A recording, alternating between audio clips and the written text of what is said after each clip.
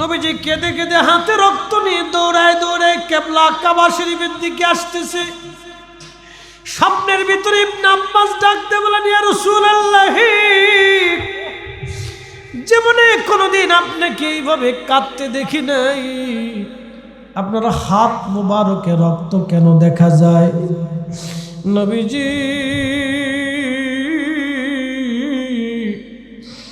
আপনার হাত মুবারকে কেন রক্ত, চুল দাড়ি মুবারক কেন এলোমেলো দেখা যায়? আপনার জুব্বা মুবারকে ধুলাবালি, চোখ বেয়ে বেয়ে পানি পড়ে, এইভাবে কোনোদিন আপনাকে কাঁদতে দেখি নাই ইয়া রাসূলুল্লাহ। আল্লাহর নবী বলতেন, মান রাআনি ফিল মানামি ফাকাদ রাআল হক, যে স্বপ্ন আমারে দেখলো সে বাস্তব আমি নবীকে দেখছে। কারণ স্বপ্নে আমি নবী নিজে বাস্তবে আসি, আমি নবী আসি, আমি নবী নিজে আসি, আমি নবী নিজে এসে তোমাদের সাথে সাক্ষাৎ করি। আল্লাহর নবী ডাকতে বলেন, ইবনে আব্বাস, তুমি তাড়াতাড়ি মক্কায় খবর দাও, আমি কারবালায় ছিলাম, আমার হুসাইন কারবালায় শহীদ। আমি আমার হুসাইনের শাহাদাতের সময়, আমি আমার হুসাইনের শাহাদাতের সময় আমি আমার হুসাইনের পাশেই ছিলাম। আমি তার রক্ত নিয়ে আল্লাহর আদালতে যাইতেছি। ইবনে আব্বাস রে, কারবালায় খবর দাও, আমাদের হুসাইন আর নাই, কারবালায় শহীদ হয়ে গেছে। এই সংবাদ শোনার পরে ইবনে আব্বাস রাদিয়াল্লাহু আনহু আর ঘুম ভেঙে গেল।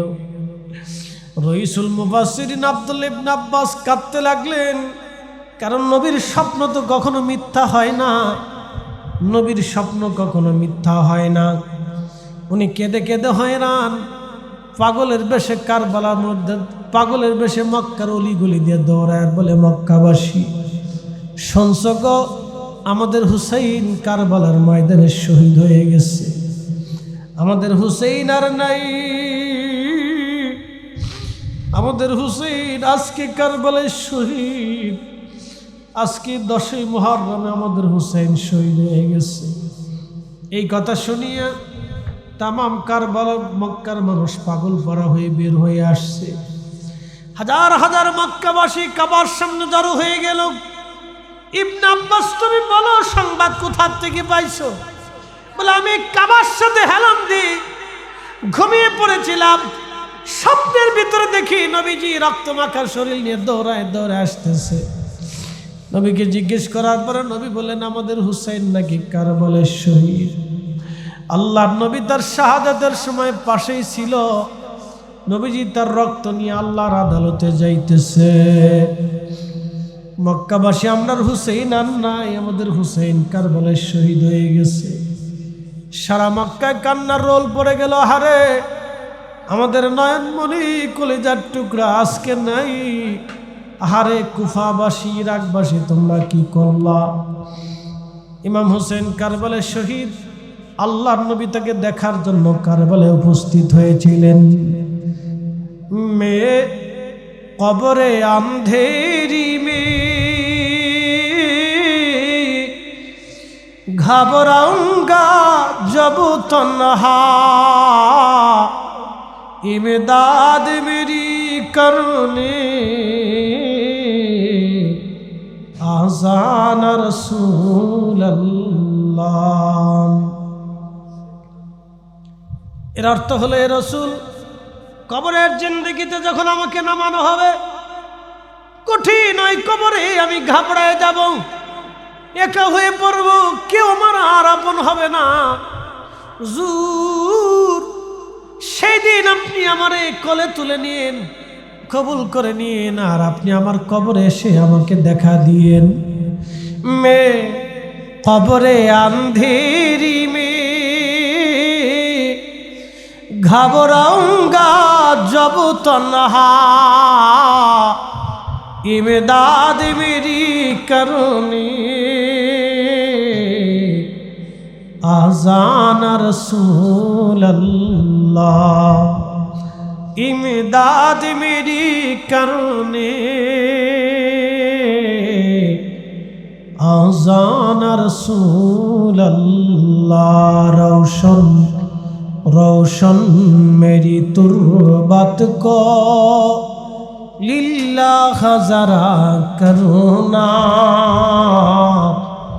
जब वक्त नजर आए आका दीदार अता करना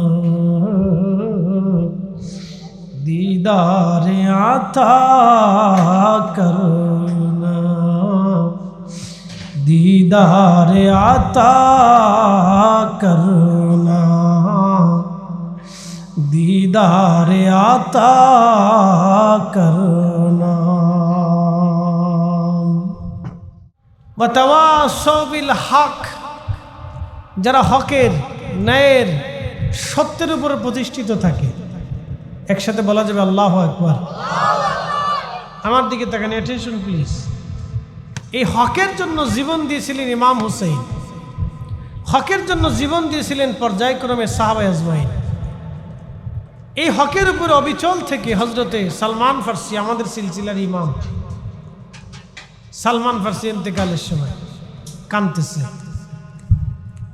সাহাবীরা জিজ্ঞেস করলেন, আপনাকে নবী দারুণ ভালোবাসতেন, প্রিয় নবীর একজন পছন্দের সাহাবী আপনি, আপনি এইভাবে কাঁদেন কেন? সালমান ফারসি জবাব দিল, সাহাবীরা আমার নবী ইন্তেকালের সময় সমস্ত সম্পদ আল্লাহর নামে দান করে রেখে দিয়ে চলে গেছে। জোরে এই সুন্নত কি আমরা পারছি? বিরাট সুন্নত এটা। এই সুন্নতের অপর নাম হচ্ছে মুজাহাদা। এই জন্য যদি কেউ সাহস সুফি হয় তাহলে মুজাহাদা করতে হয়। নামের আগে সুফি লিখলে সে সুফি হয় না। আবার বলি, নামের আগে যদি কেউ সুফি লেখে তাহলে সুফি হয় না। সুফি হইতে হলে তাকে মুজাহাদা করতে হয়। মুজাহাদার অর্থ নিজের জীবনের সর্বোচ্চ আল্লাহর জন্য বিলীন করা। নিজের জীবনের সর্বোচ্চ কি? আল্লাহর জন্য বিলীন করা। এটাকে বলা হয় মুজাহাদা। মুজাহাদা যিনি করেন তাকে জাহিদ বলা হয়। এটা তরিকতের একবারে উচ্চ মাকামের ক্লাস, শেষ কিচ্ছু নেই। তো কাঁদতেছে, নবীজি বিদায়ের সময় দুনিয়ার কোনো সম্পদ রাখেন নাই, এমনকি তার কলিজার টুকরা কন্যা ফাতেমা জাহরাই রাদিয়াল্লাহু আনহা সাইয়্যিদাতুন নিসাই আহলিল জান্নাহ, কিয়ামত পর্যন্ত আদম সফিউল্লাহ থেকে মা হাওয়া আলাইহিস সালাম থেকে কিয়ামত পর্যন্ত যত নারী বেহেশতের ভিতরে যাবে সব নারীদের সর্দারিনী ফাতেমা। একসাথে বলবেন আল্লাহু আকবার। সব নারীদের সর্দারিনীর নাম কি? জোরে বলেন, আরো জোরে বলেন। ফাতিমাতুজ জাহরাই রাদিয়াল্লাহু আনহা সাইয়্যিদাতুন নিসাই আহলিল জান্নাহ। সালমান ফারসি কাঁদতেছে, ফাতেমার জন্য কিছু রাখলেন না। কলিজার টুকরা হাসান আর হুসেইন, যাদেরকে তিনি এত ভালোবাসা দিতেন, যদি কোনোদিন মদিনাতে যান 7 নম্বর গেট বাবু সালাম দিয়ে আগানোর পরে একটা মসজিদ পাবেন। মসজিদের নাম মসজিদ আলী। মসজিদ আলীর পরে আর একটা মসজিদ আছে, মসজিদ আবু বকর। মসজিদ আবু বকরের পরে মসজিদে কামামা। একই জায়গায় 3টে মসজিদ। মসজিদে আবু আলী, মসজিদে আলী থেকে মসজিদে আবু বকরে যাইতে মাত্র লাগে 1 মিনিট। মসজিদে আবু বকর থেকে মসজিদে গামামাতে যাইতে লাগে 1 মিনিট। সব মিলে 3 মিনিটের রাস্তা।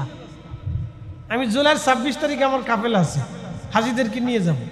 আমার সাথে গেলে দেখ, সব ঘুরে ঘুরে দেখাবো ইনশাআল্লাহ। তো মনোযোগ দেন। মসজিদ আলী, এই মসজিদ আলীটা হযরত আলী রাদিয়াল্লাহু আনহুর বাড়ি ছিল। ফাতেমা কলিজার টুকরা হাসান আর হুসাইনকে নিয়ে এখানে ঘুমাইতেন।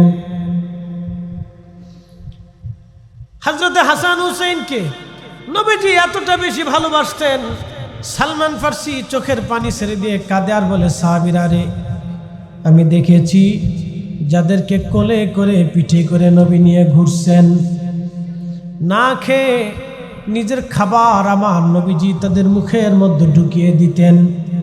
সফর থেকে এসে আল্লাহর নবী ঘরে সব কিছু রেখে দিয়ে সবার আগে হাসান হুসাইনকে দেখার জন্য নবী দৌড়ায় চলে যাইতেন। কলিজার টুকরা দুইজনকে এত বেশি ভালোবাসতেন নবীজি। একদিন নবীজি নামাজের ভিতরে মসজিদে নববীর মধ্যে সেজদার মধ্যে পড়ে আছেন। মুস্তাদরাক হাকিম লিস-সাহিহাইনের ভিতরে ইমাম হাকিম লিখতেছেন হযরত আল্লাহর নবী ঘুমিয়ে আছেন, নবীজি সেজদার মধ্যে পড়ে আছেন। হাসান আর হুসাইন দুইজন দৌড়ায় এসে, ওই ফ্যানটা বন্ধ করে দেন, একটু ডিস্টার্ব হইতেছে, শব্দ হয়, মানে জেনারেটর চলতেছে মাঝখানে একটা। হ্যাঁ ঠিক আছে, এটা ডিস্টার্ব মনে হইতেছে যে এটা জেনারেটর চলতেছে। ওয়াজের শব্দ আসলে তাসির নষ্ট হয়। এই যে মুসল্লিরা, এই যে কথা বললেন না বাবা, না আর বের করা যাবে না, আমার প্রথম মুসল্লি, একবার প্রথমে আইসে বইসি এর গেছে না, মুসল্লি খুব কড়া। আসেন আসেন আব্বা আসেন, চলে আসেন, ছোট ছোট যারা এদিকে সামনে আসেন, কাছে আসেন, আসেন আসেন বাবা আসেন। মুসল্লি বালা, বাবা তোমরা চেয়ারে বসে না বাবা, এটা মুরব্বীদের বসান, আসো চলে আসো, ছেলে বালা। একবার প্রথম মুসল্লি আমার, ফার্স্ট বেঞ্চের মুসল্লি, লোক বালা, একসাথে বলেন আলহামদুলিল্লাহ। ওরা একদিন থাকবে, আমরা সবাই কবরে, ওরা মাহফিল সাজাবে, এদের ভিতরে কে আজকের এই মজলিসের বক্তা হবে আমরা কেউ জানি না, বলতে পারি? কে বলতে পারবো না। ইমাম আবু হানিফা রাহমাতুল্লাহ আলাইহি কাপড়ের ব্যবসায়ী ছিল, পৃথিবীর সেরা ইমাম হয়েছে। ইমাম আব্দুল্লাহ ইবনে মুবারক রাহমাতুল্লাহ আলাইহি আগে মদ পাইছিলেন, সারিন্দা বাজায় গান গায়ে বেড়াইতে। আমাদের সে কিছু বাউটা পোলাপান আছে না, বাপের হোটেলে খেয়ে খালি গান গায়ে বেড়ায়, এরকম বাউটা পোলাপান ছিল। আব্দুল্লাহ ইবনে মুবারক ফিকহের এমন কোন কিতাব নাই যে কিতাব ওনার নাম না আছে, এত বড় আলেম হয়েছেন।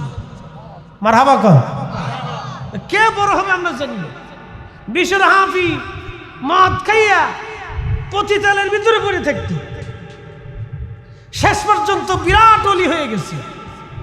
মালিক ইবনে দিনার প্রথম জীবনে ট্যাক্স আদায়কারী ছিল, ঘুষ খাইত, আর মদ খাইয়ে খেয়ে পড়ে থাকত। শেষ সময় এত বড় অলি হয়েছে যে বড় বড় ইমামরা তাদের জীবনের কিতাব লিখছে। একসাথে কেন মারহাবা। হাসান বসরি জীবনে সবার আগে স্বর্ণের ব্যবসায়ী ছিল, মণিমুক্তার ব্যবসা করতে ইরা জহরতে। একটা ঘটনার জীবন চেঞ্জ করে দিচ্ছে। তো কোন বাচ্চা কি হবে, কোন লোক কি হবে আমরা কেউ জানি, ঠিক আছে না? কে কি হবে কেউ জানি, বলতে পারবো না। তো ওরা আতিফুল রিজালুল মুস্তাকবিল, আজকে শিশু আগামীর ভবিষ্যৎ, বলার কোনো সুযোগ নেই। এই জন্য বাচ্চাদেরকে প্রিয়রিটি দিতে হয়, ওদেরকে মসজিদে আনতে হয়, মাহফিলে বসাইতে হয়, সালাম আর আদব কাদব শিখাইতে হয়। আমাদের নারীরা তো এখন কিছু শিখে না, ও 7 দিন বইরে মোবাইল টিপে, বাচ্চা খাইলো না মরে গেল কোন খবর রায় না। 7 ঘরের 7 জন এক একটা, এই বেডিগারে নিয়ে কি যে জ্বালার ভিতরে আছে। বাচ্চা মরে গেল না, না খেলো, দিন বইরে টিকটক দেখতেছে, কিচ্ছু মনে নেই। এই অবস্থা চলতে চাই, বলার কোনো ভাষা নাই।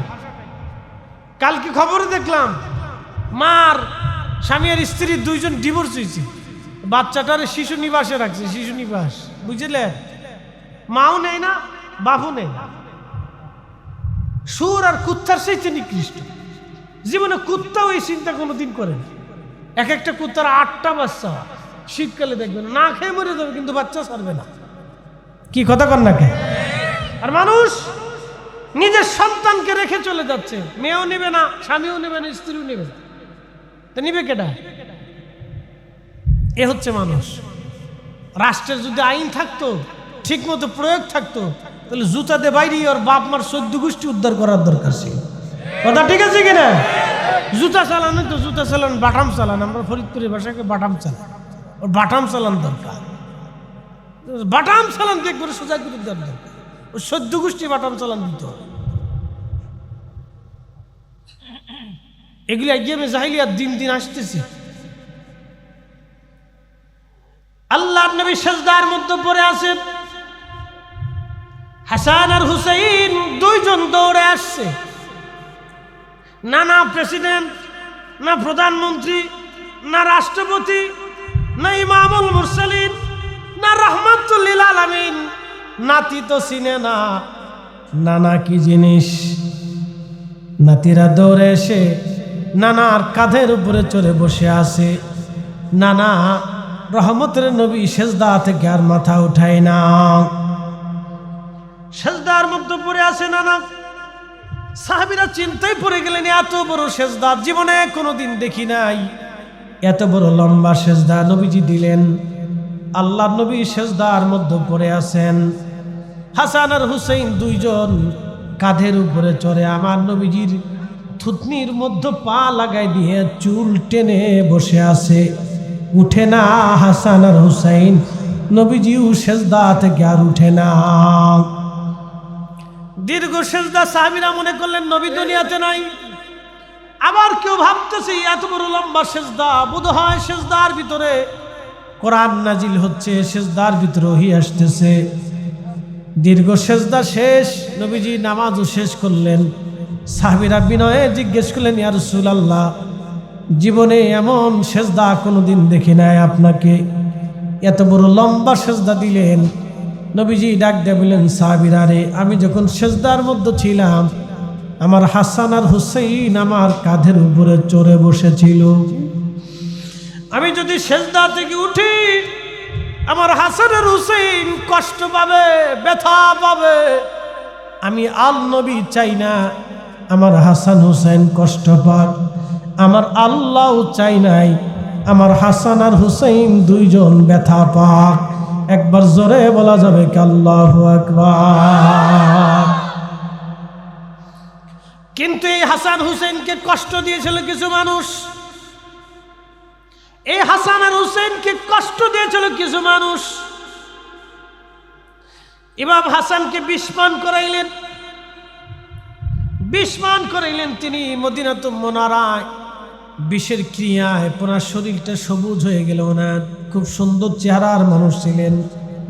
নবীজির যেমন চেহারা ইমাম হাসানের চেহারা ছিল ওই রকম, এই জন্য নবী নাম রেখেছিলেন হাসান।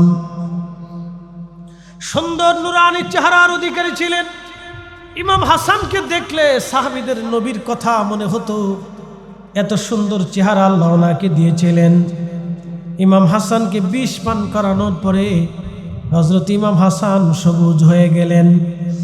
সাহাবীদেরকে বললেন, সাহাবীরা রে, আমার ভাই ইমাম হুসাইনকে একবার ডেকে নিয়ে আসেন, আমি আমার ভাইয়ের সাথে শেষ কথা বলতে চাই, ওসিয়ত করতে চাই।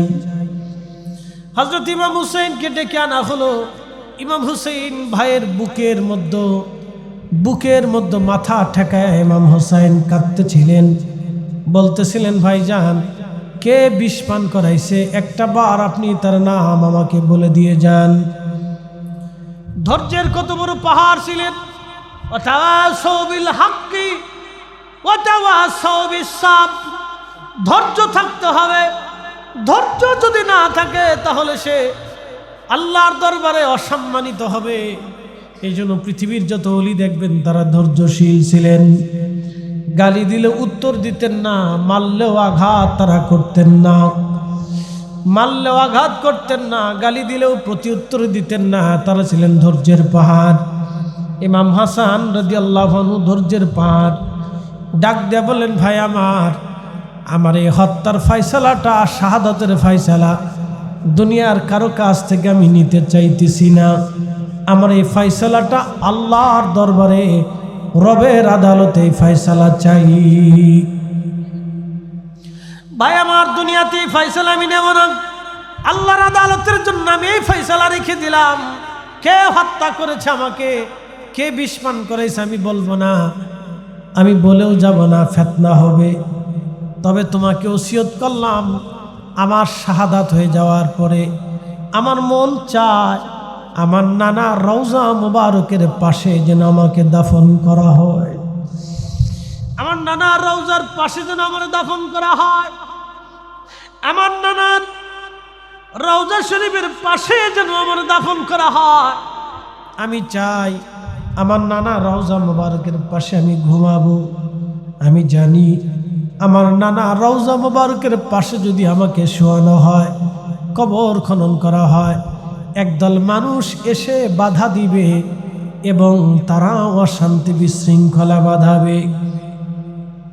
হুসাইন, তুমি যদি দেখো আমার নানার রওজা মোবারকের পাশে কবর খনন করতে গেলে মানুষেরা বাধা দেয়, তাহলে বুঝবা এখানে আর তুমি আমাকে কবরস্থ করিও না। কারণ আমি চাই না নানা যেই জমিনে ঘুমাইতেছে সেই জমিনে রক্তপাত হোক, মারামারি হোক, খুন হোক। আমি চাই না তোমরা আমাকে নিয়ে আমার মা সাইয়্যিদাতুন নিসাই আহলিল জান্নাহ ফাতেমার কবরের পাশে আমাকে দাফন করে দিও। যদি মদিনায় যান, দেখবেন জান্নাতুল বাকিতে মা ফাতেমার রওজা শরীফের পাশে হযরত ইমাম হাসান রাদিয়াল্লাহু আনহুর রওজা আছে। মা আর ছেলে চিরনিদ্রায় বেহেশতের বাগানে ঘুমিয়ে আছেন। মা আর কলিজার টুকরা সন্তানকে নিয়ে মা ঘুমিয়ে আছেন। ইমাম হাসান শহীদ হয়ে গেল।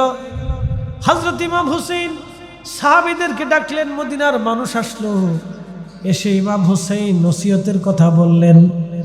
সবাই আল্লাহর নবীর রওজা মোবারকের পাশে আবু বকর, ওমর, উসমান, ওমরের কবরের পাশে কবর খনন করার জন্য যখন মাটি খুঁড়তে লাগলেন, তখন মারওয়ান ইবনে হাকাম জালিম, উমাইয়া খলিফার পাঁচটা কুকুর মারওয়ান ইবনে হাকাম জালিম এসে তলোয়ার বের করে বললেন, এখানে ইমাম হাসানের কবর দেওয়া যাবে না,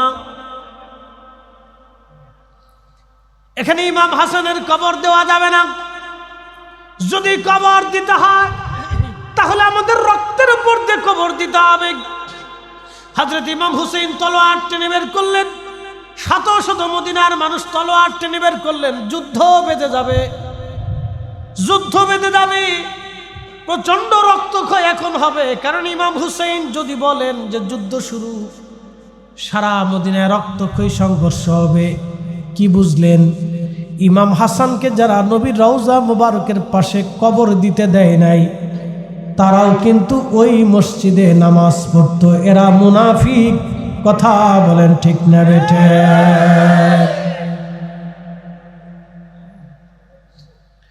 এরা মুনাফিক, এরা মুনাফিক, এরা মুনাফিক। অথচ এরা মসজিদে নববীতে নামাজ পড়তো।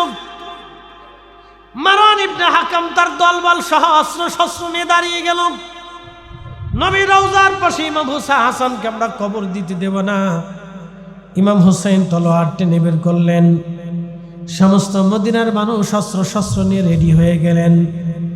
ইমাম হাসানকে নবীর রওজার পাশে কবর দিতে দেবে না এমন দুঃসাহস কার আছে?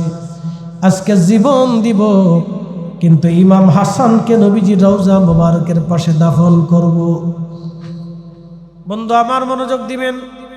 ঠিক ওই সময় আবু হুরায়রা রাদিয়াল্লাহু আনহু দৌড়ে আসলেন। দৌড়ে এসে ইমাম হুসেইনের হাত চেপে ধরে বললেন, আওলাদে রাসূল, আপনার শরীরে প্রিয় নবীর রক্ত প্রবাহিত হচ্ছে, আমরা জানি। আপনার ভাইয়ের শরীরে নবীজির রক্ত প্রবাহিত হচ্ছে, আমরা জানি। আপনারা আওলাদে রাসূল, আপনাদেরকে আল্লাহ পবিত্র করে দিয়েছেন, মহাসম্মান আল্লাহ দিয়েছেন, আখিরাতের বিরাট মর্যাদা আল্লাহ আপনাদেরকে দিয়েছেন। আপনাদের দুই ভাইকে আল্লাহ রাব্বুল আলামিন সাইয়্যিদা শাবাবি আহলিল জান্নাহ, দুনিয়ার যত যুবকরা জান্নাতে যাবে সব যুবকদের সর্দার আল্লাহ আপনাদেরকে বানিয়ে দিয়েছেন। একবার জবান খুলে বলা যাবে কি আল্লাহু আকবার? মাগুরাবাসী হযরতে ইমাম হুসেইনকে ডাক দিয়ে বললেন, আপনার কি সেই ওসিয়তের কথা মনে নাই? ইমাম হাসান কিন্তু আপনাকে ওসিয়ত করেছিলেন, যদি বাধা দেওয়া হয় আপনি যেন এই জমিনে রক্তপাত না করেন, কারণ আপনার নানা রহমতের নবী ঘুমায় আছে এই জমিনে। এই জমিনে আপনার নানা ঘুমিয়ে আছেন।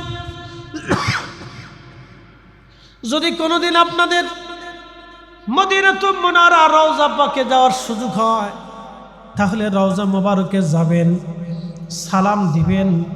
মনে রাখবেন আপনার নবী আপনার সালাম শোনে, কারণ তিনি হায়াতুন নবী, আপনাকে দেখে নবীজি রওজা মুবারকের পাশে যে সালাম দিবেন, দুইটা চোখের পানি ছেড়ে দিয়ে বলবেন ইয়া রাসূলুল্লাহ।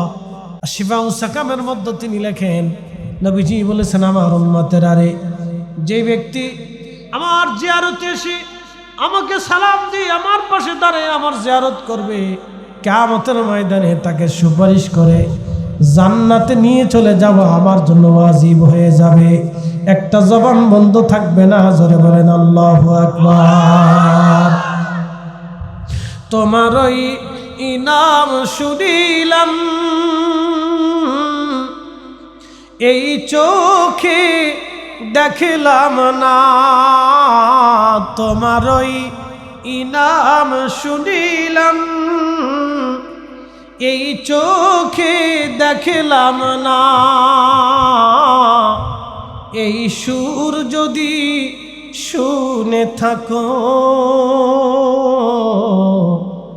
একবার খাবে সোনাম, এই সুর যদি শুনে থাকো একবার দেখা দাও না। হে রাসূল তোমায় ভালোবাসি অন্তরে শুধু মুখে নয়, জান্নাতের আশায় নয় হে রাসূল, জাহান্নাম কেউ ডরি না, জাহান্নাম কেউ ডরি না। হযরত আবু হুরায়রার কথা, ইমাম হাসান হুসাইন রাদিয়াল্লাহু আনহু নিবৃত হলেন, তিনি তলোয়ার ঢুকিয়ে ফেলে বললেন আমার সাথীরা তলোয়ার যার যার স্থানে রেখে দাও, যুদ্ধ হবে না। আমার বড় ভাই ওসিয়ত করেছিলেন এইখানে যদি দাফনে বাধা আসে তাহলে আমার জননী মা মায়ের রওজা মুবারকের পাশে যেন আমার ভাইকে দাফন করা হয়। কেঁদে কেঁদে নিজের ভাইটাকে নিয়ে হযরত ইমাম হাসানকে মার কবরের পাশে দাফন করা হলো। এই উম্মত ইমাম হাসানকে ছেড়ে দেয় নাই, এই উম্মত ইমাম হুসাইনকেও ছেড়ে দেয় নাই, কারবালা পর্যন্ত তাকে নিয়ে যাওয়া হলো। আমার রাসূল বলেন হালাকাত উম্মতি আলা ইয়াদাই গিলমাতিন মিন কুরাইশ, সহিহ বুখারীর কিতাবুল ফিতানে নবী বললেন আমার উম্মতেরা রে, আমার উম্মতের কুরাইশ বংশের এক যুবকের মাধ্যম দিয়ে আমার উম্মত ধ্বংস হয়ে যাবে। হযরত আবু হুরায়রা হাদিস কানা শুনলেন, এই হাদিসের তাহকিকে ব্যাখ্যার ভিতরে ইমাম হযর আসকালানী ফাতহুল বারী শারহে বুখারীর মধ্যে তিনি লিখতেছেন হযরত আবু হুরায়রা বাজারে বাজারে যাইতেন আর দোয়া করতেন আল্লাহুম্মা লা তুদরিকনি সানাতুস সিদ্দিন ওয়ালা ইমারাতুস সিবিয়ান, আল্লাহুম্মা লা তুদরিকনি সানাতুস সিদ্দিন, আল্লাহুম্মা লা তুদরিকনি সানাতুস সিদ্দিন ওয়ালা ইমারাতুস সিবিয়ান। আল্লাহ 60 হিজরির যুবকের শাসন থেকে তুমি আমাকে বাঁচাও, আল্লাহ 60 হিজরির যুবকের শাসন থেকে তুমি আমাকে বাঁচাও। আবু হুরায়রার দোয়া নবীজির ভবিষ্যৎবাণী থেকে ইমাম হযর আসকালানী লিখলেন 59 হিজরিতে আবু হুরায়রা ইন্তেকাল করেছেন, আর 60 হিজরিতে ক্ষমতায় বসলো ইয়াজিদ, 60 হিজরিতে ক্ষমতায় বসলো ইয়াজিদ, 60 হিজরিতে ক্ষমতায় বসলো ইয়াজিদ, আর ওই 60 হিজরিতে ইন্তেকাল করলো, শহীদ হলো ইমাম হুসাইন। তার মানে বোঝা গেল ইমাম হযর আসকালানী বললেন হাদিসের ভাষা আবু হুরায়রার দোয়া থেকে বোঝা যায় ওই লানত প্রাপ্ত যুবকের নাম ইয়াজিদ। ইয়াজিদ অতএব ইয়াজিদের নামে দোয়া করা যাবে না, যারা ইয়াজিদের নামে দোয়া করবে ওরাও মুনাফিক। কথা বলেন ঠিক কিনা? যারা ইয়াজিদের নামে দোয়া করবে ওরা মুনাফিক, ওর জন্য দোয়া করা যাবে না। লানতুল্লাহি আলাই, আল্লাহর উপরে লানত বর্ষণ করুক, ওর দুনিয়াও শেষ আখিরাতেও শেষ। ইয়াজিদের জন্য কোনো দোয়া করা যাবে না, সাবধান, কোনো দোয়া ওর জন্য করা যাবে না। কেউ যদি ইয়াজিদের জন্য দোয়া করে তাহলে বুঝবেন আসমানের নিচে জমিনের উপরও নিকৃষ্ট শয়তান, নিকৃষ্ট জীব, কুকুরের চাইতেও নিকৃষ্ট, শুয়োরের চাইতেও নিকৃষ্ট। ইয়াজিদের জন্য দোয়া করা যাবে না, তার প্রশংসাও করা যাবে না, তার গুণ কীর্তন করা যাবে না, কারণ সে সর্বনিকৃষ্ট পৃথিবীর একটা মুনাফিক। আল্লাহ বললেন, আমার আল্লাহ বললেন, ওয়ালিল্লাহিল ইজ্জাতু ওয়ালি রাসূলিহি ওয়ালিল মুমিনিনা ওয়ালাকিন্নাল মুনাফিকিনা লা ইয়ালামুন। ও আমার নবী, আমি আল্লাহর ইজ্জত, আপনি রাসূলের ইজ্জত, ওলিয়ে কামিলের ইজ্জত যারা বুঝে না, ওয়ালাকিন্নাল মুনাফিকিন, যারা মুনাফিক, যাদের অন্তরে নেফাক আছে, যাদের অন্তরে নেফাক আছে, যাদের অন্তরে নেফাক আছে, তারা নবীর ইজ্জত বুঝে না, আল্লাহর ইজ্জত বুঝে না, আহলে বাইতের ইজ্জত বুঝে না, সাহাবীদের ইজ্জত বুঝে না, ওলিদের ইজ্জত বুঝে না, সলিহিন, সিদ্দিকিন, শুহাদা, উলামা, আউলিয়া, আতকিয়া, নবী আলাইহিমুস সালাম, এদের ইজ্জত যারা বুঝে না, ওয়ালাকিন্নাল মুনাফিকিন, তারা মুনাফিক, তারা মুনাফিক। ইন্নাল মুনাফিকিনা ফিদ দারকিল আসফালি মিনান নার, মুনাফিকদের জায়গা জাহান্নামের সর্বনিকৃষ্ট জায়গা, মুনাফিকরা জাহান্নামের নিকৃষ্ট জায়গায় থাকবে। অতএব ইয়াজিদকে যারা পছন্দ করবে তারা মুনাফিক, মারওয়ান ইবনে হাকামের জন্য যারা দোয়া করবে তারা মুনাফিক, মারওয়ান ইবনে হাকামের জন্য যারা দোয়া করবে তারা মুনাফিক, ইয়াজিদের জন্য যারা দোয়া করবে তারা মুনাফিক, এবং ইমাম ইয়াজিদের পক্ষ যারা নিবে তারা মুনাফিক, আল্লাহ রসুলের ইজ্জতকে যারা ছোট করে দেখে তারা মুনাফিক, নবীজির সম্মানকে যারা ছোট করে বলে তারা মুনাফিক, সম্মানের বিরুদ্ধে যারা দাঁড়ায় তারা মুনাফিক, তাদেরকে যারা সাহায্য করে তারা মুনাফিক, তাদের পক্ষ যারা নেয় তারা মুনাফিক। গায়ে কথা বলেন না কেন? যারা বলে এরা কি মুনাফিক? আল্লাহর ভাষায়, আমার ভাষায় না, কোরআনের ভাষায় তোরা মুনাফিক। আমাদের কারো ভাষা না, এটা কোরআনের ভাষা। লা তাবদীলা কালিমাতিল্লাহ, সেটা এমন এক ভাষা, কোনো পরিবর্তন নেই।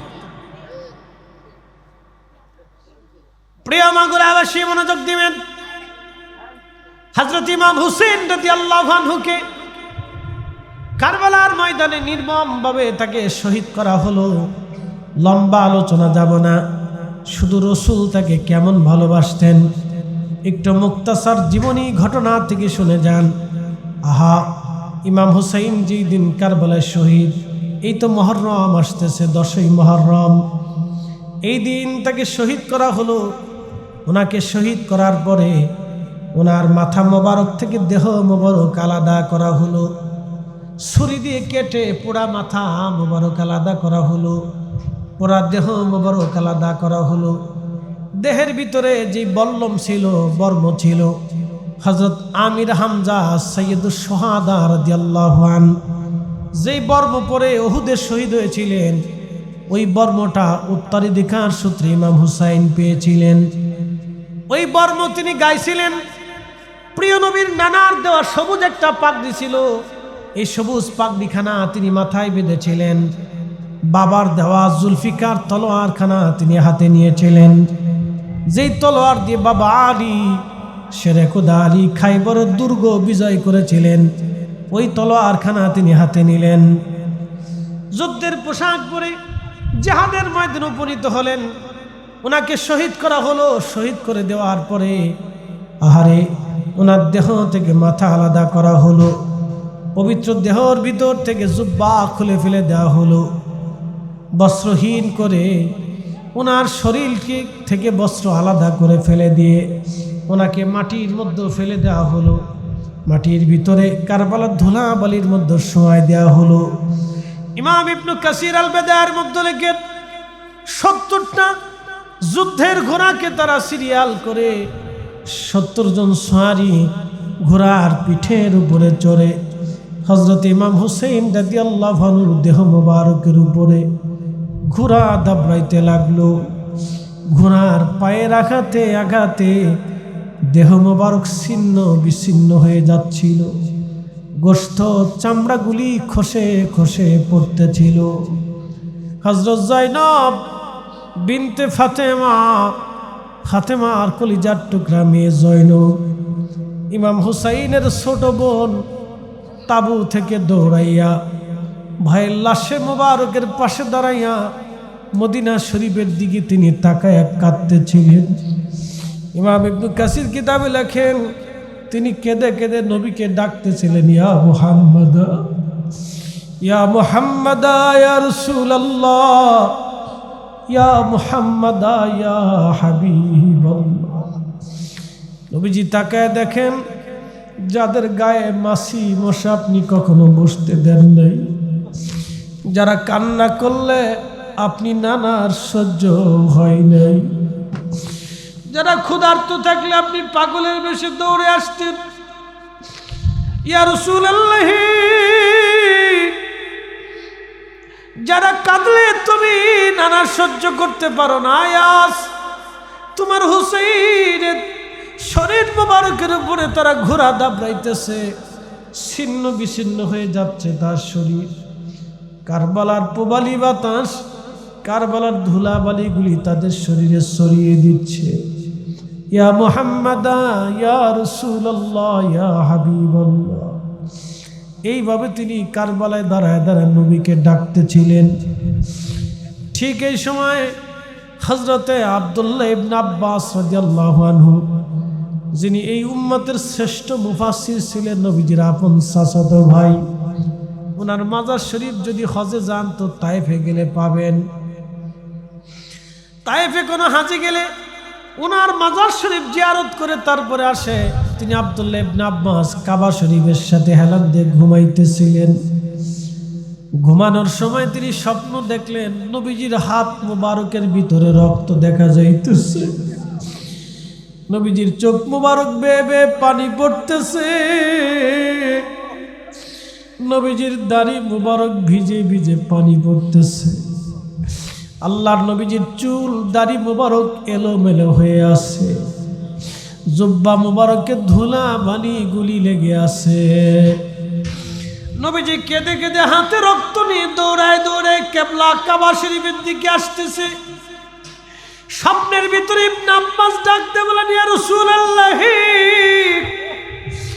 জীবনে কোনোদিন আপনাকে এইভাবে কাঁদতে দেখি নাই, আপনার হাত মুবারকে রক্ত কেন দেখা যায়? নবীজি,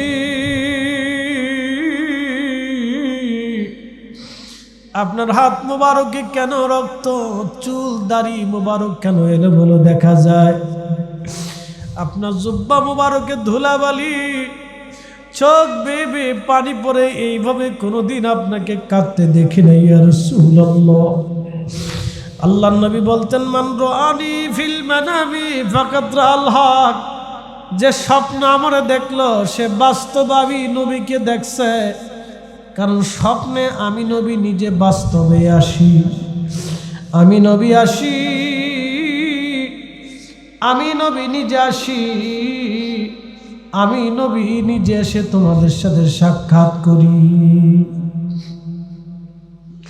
তোমার ওই পাওয়ার আশায়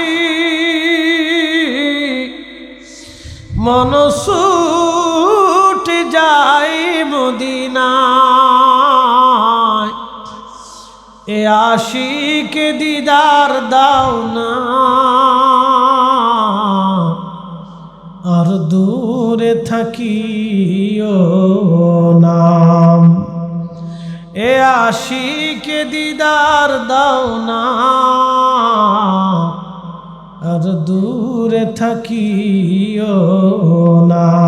হে রাসূল, তোমায় ভালোবাসি,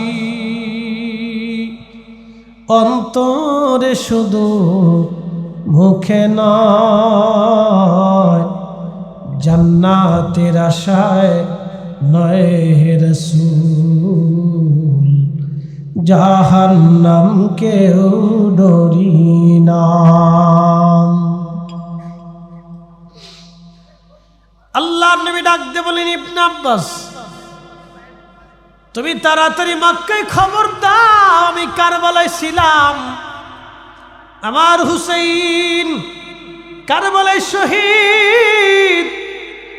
আমি আমার হুসাইনের শাহাদাতের সময়, আমি আমার হুসাইনের শাহাদাতের সময় আমি আমার হুসাইনের পাশেই ছিলাম।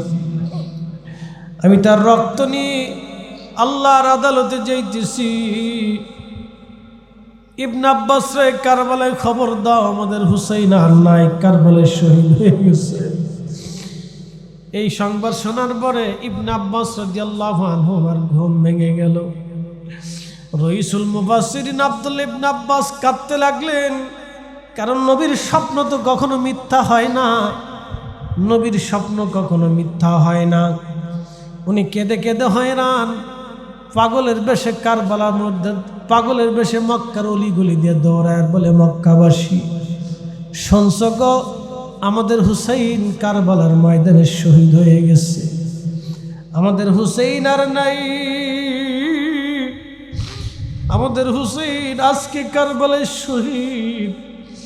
আজকে 10ই মুহররমে আমাদের হুসাইন শহীদ হয়ে গেছে। এই কথা শুনিয়া তামাম কারবালা মক্কার মানুষ পাগল পরা হয়ে বের হয়ে আসছে। হাজার হাজার মক্কাবাসী কাবার সামনে জড়ো হয়ে গেল। ইবনে আব্বাস, তুমি বলো সংবাদ কোথা থেকে পাইছো? বলে, আমি কাবার সাথে হেলাম দিয়ে ঘুমিয়ে পড়েছিলাম, স্বপ্নের ভিতরে দেখি নবীজি রক্তমাখার শরীর নিয়ে দৌড়ায় দৌড়ায় আসতেছে। নবীকে জিজ্ঞেস করার পরে নবী বললেন, আমাদের হুসাইন নাকি কারবালায় শহীদ। আল্লাহর নবী তার শাহাদাতের সময় পাশেই ছিল। নবীজি তার রক্ত নিয়ে আল্লাহর আদালতে যাইতেছে। মক্কাবাসী, আমরার হুসাইন আর নাই, আমাদের হুসাইন কারবালায় শহীদ হয়ে গেছে। সারা মক্কায় কান্নার রোল পড়ে গেল। হারে আমাদের নয়নমণি কলিজার টুকরা আজকে নাই। আহারে কুফাবাসী, ইরাকবাসী, তোমরা কি করলা? ইমাম হুসেন কারবালায় শহীদ। আল্লাহর নবী তাকে দেখার জন্য কারবালায় উপস্থিত হয়েছিলেন। মেয়ে কবরে আন্ধেরি মে ঘাবরাউঙ্গা জব তন্হা, ইমদাদ মেরি করনে আযান রাসূলুল্লাহ। এর অর্থ হলো, এ রাসূল, কবরের জিন্দেগিতে যখন আমাকে নামানো হবে, কঠিন ওই কবরে আমি ঘাবড়ায় যাব, একা হয়ে পড়ব, কেউ আমার আর আপন হবে না। হুজুর, সেই দিন আপনি আমারে কোলে তুলে নিন, কবুল করে নিন, আর আপনি আমার কবরে এসে আমাকে দেখা দিয়েন। মে কবরে আন্ধেরি মে ঘাবরাউঙ্গা জব তন্হা, ইমদাদ মেরি করনি আযান রাসূলুল্লাহ, ইমদাদ মেরি করনি আযান রাসূলুল্লাহ। রৌशन रोशन मेरी तुर्बत को लिल्लाह जरा करना, जब वक्त नजर आए आका दीदार अता करना, दीदार अता करना, दीदार आता करना, दीदार आता करना।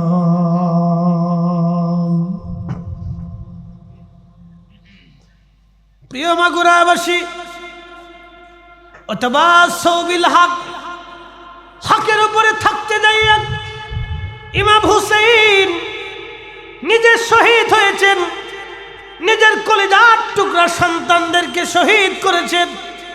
পানিবিহীন তৃষ্ণায় কাতর হয়ে নিজের সন্তানরা চোখের সামনে শহীদ হয়েছে, নিজে তৃষ্ণা নিয়ে শহীদ হয়েছেন। তারপর মিথ্যার সামনে মাথা নত করেন নাই, তারপর মিথ্যার সামনে কোনোদিন মাথা নত করেন নাই। আল্লাহ বলেন ওয়াতাওয়াসাউ বিল হাক্কি ওয়াতাওয়াসাউ বিস-সাবর, যারা হকের উপরে দায়েম এবং কায়েম থাকে। মিথ্যা সাক্ষী দিবেন না, মিথ্যা বলবেন না, মিথ্যা তহমত দিবেন না, অন্যায় করবেন না, অন্যায়কে প্রশ্রয় দিবেন না, জুলুম করবেন না, জুলুমের পক্ষ নেবেন না, কারো ক্ষতি করবেন না, কারো সম্পদ মেরে খাবেন না, কারো হক নষ্ট করবেন না, প্রতিবেশীর হক মারবেন না, আত্মীয়র হক মারবেন না, বাবা মার হক নষ্ট করবেন না, সন্তানের হক নষ্ট করবেন না, আত্মীয় স্বজনের হক নষ্ট করবেন না। ওয়াতাওয়াসাউ বিল হক, রব্বুল আলামিন বললেন ইন্নাল্লাহা ইয়া'মুরু বিল আদল, আমি রব্বুল আলামিন নিশ্চয় তোমাদেরকে হুকুম দিলাম দুনিয়াতে তোমরা ন্যায় করবা, অন্যায় করবা না, ন্যায় করবা, অন্যায় করবা না, ন্যায় করবা, অন্যায় করবা না, ন্যায় কাজ করবা, অন্যায় কাজ করবা না, ন্যায়ের পক্ষ নিবা, সত্যের পক্ষ নিবা, সত্য কথা বলবা, সত্য সাক্ষী দিবা, সত্যের উপরে দায়েম কায়েম থাকবা। ইমাম হুসাইনের দিকে যদি আপনি তাকান, নিজের জীবন, নিজের সন্তান সব কুরবানি করেছিলেন, কিন্তু মিথ্যার সামনে মাথা নত করেন নাই। ওয়াতাওয়াসাউ বিল হাক্কি ওয়াতাওয়াসাউ বিস-সাবর, সবর করেছিলেন, ধৈর্য ধরেছিলেন, কিন্তু অধৈর্য তারা কোনোদিন হন নাই। এই জন্য চারটে বস্তু যদি কারো থাকে, নিঃসন্দেহে সে জান্নাতি। এক নম্বর ইন্নাল্লাযীনা আমানু, দুই নম্বর ওয়া আমিলুস সালিহা, এক নম্বর ঈমান। ঈমান, ঈমান আনতে হবে ওলিদের মতো, ঈমান আনতে হবে ইমামদের মতো, ঈমান আনতে হবে সাহাবীদের মতো, ঈমান আনতে হবে আহলে বাইতের মতো, ঈমান আনতে হবে শহীদদের মতো, ঈমান আনতে হবে আউলিয়া কিয়াদের মতো। ওলিরা যে ঈমানে, যে ইয়াকিনে, যে বিশ্বাসে কবরে ঘুমাইছে, ওই বিশ্বাস ও ইয়াকিন হলো বাস্তব ঈমান। ওলিরা যেই বিশ্বাসে আল্লাহর ওলি হয়েছে, ওলিরা যেই আমলে আল্লাহর ওলি হয়েছে, ওলিরা যেই গানে, যে ইয়াকিনে, যে ঈমানে, যেই বিশ্বাসে ওলি হয়েছে, ওই বিশ্বাস আমাদের প্রয়োজন। সাবধান, সাবধান বলে দিয়ে যাচ্ছি, বিশ্বাস, ইয়াকিন, আকীদা বিশুদ্ধ যদি না থাকে, তাহলে কোনোদিন আপনি জান্নাত খুঁজে পাবেন না। সেই আকীদার নাম আহলুস সুন্নাহ ওয়াল জামাত। আহলুস সুন্নাত ওয়াল জামাত, আহলুস সুন্নাত ওয়াল জামাত, আহলুস সুন্নাত ওয়াল জামাত ওয়া আমিলুস সালিহা, নেক আমল। নবীজি আমল করেছেন, সে আমল আপনি করবেন। যে আমল করার জন্য নির্দেশ দিয়েছেন, সে আমল করবেন। যে আমল করার জন্য নবীজির মনসম্মতি আছে, সে আমল করবেন। মা আতাকুমুর রাসূলু ফাখুযু, নবী যেটা করেছেন, করার অনুমতি দিয়েছেন, মনসম্মতি দিয়েছেন, নবী নিজে করেছেন, করার অনুমতি দিয়েছেন, মনসম্মতি দিয়েছেন, তোমরা সেটা করো। ওমা নাহাকুম আনহু ফান্তাহু, নবী করেন নাই, করার অনুমতি দেন নাই, অথবা মনসম্মতিও দেন নাই, তুমি সেটা ছেড়ে দাও। নবী করেন নাই, করার অনুমতি দেন নাই, মনসম্মতি দেন নাই, তোমরা সেটা ছেড়ে দাও, ছেড়ে দাও, ছেড়ে দাও, ছেড়ে দাও, ছেড়ে দাও। এটার নাম আমিলুস সালিহা, নেক আমল, নেক আমল। ওয়াতাওয়াসাউ বিল হক, হকের উপরে প্রতিষ্ঠিত থাকা, হকের উপরে দায়েম কায়েম থাকা। ওয়াতাওয়াসাউ বিল হাক্কি ওয়াতাওয়াসাউ বিস-সাবর, এবং ধৈর্যের জন্য পরামর্শ দেওয়া, আসল উপদেশ দেওয়া। নিজে হকের উপরে থাকতে হবে, হকের উপরে থাকার জন্য পরামর্শ দিতে হবে, নিজে ধৈর্য ধরতে হবে এবং ধৈর্য ধরার জন্য পরামর্শ দিতে হবে। আল্লাহ আমাদের তৌফিক দান করুন। আওয়াজ তুলে জোরে বলেন আমিন।